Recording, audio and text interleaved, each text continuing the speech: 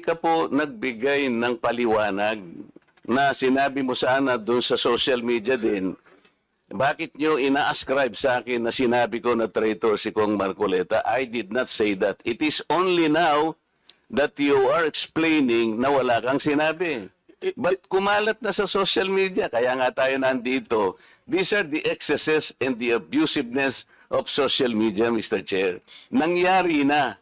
Kahit na ilang libong mag-explain ka dito, yung tao narinig na nila na ikaw ang nagsabi because meron ka pang litrato dun eh. Mr. Chair, No. nobody has ever asked me whether you are a traitor. This was only the first time that I was asked whether you are a traitor or not. You are not even aware na sa social media sumabog yun. Nandun yung litrato mo and the claim that I am a traitor. Ngayon ka lang nagpapaliwanag that I am not a traitor. Pero nangyari na yon.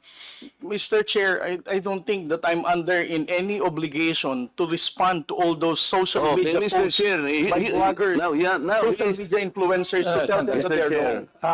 Siya muna. Sabi niya wala siyang obligation. Finish your statement. Yes, sir.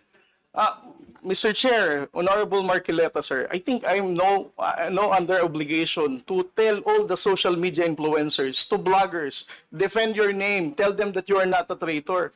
Again, I did not mention that you are a traitor. It's not, those words did not come from me.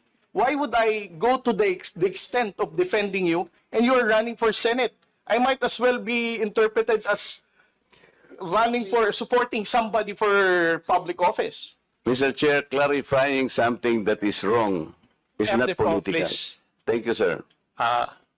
Commodore, ang tinatanong lang ni Honorable Marcoleta that merong lumabas kang statement.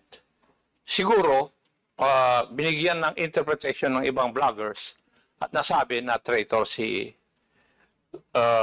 Honorable Marcoleta. Ang tinatanong niya is, unang-una, alam mo ba ito na gano'n na nangyari? Would you know?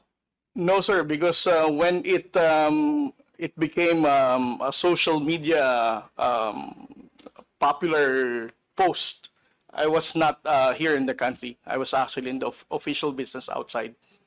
So when did you come to know about this?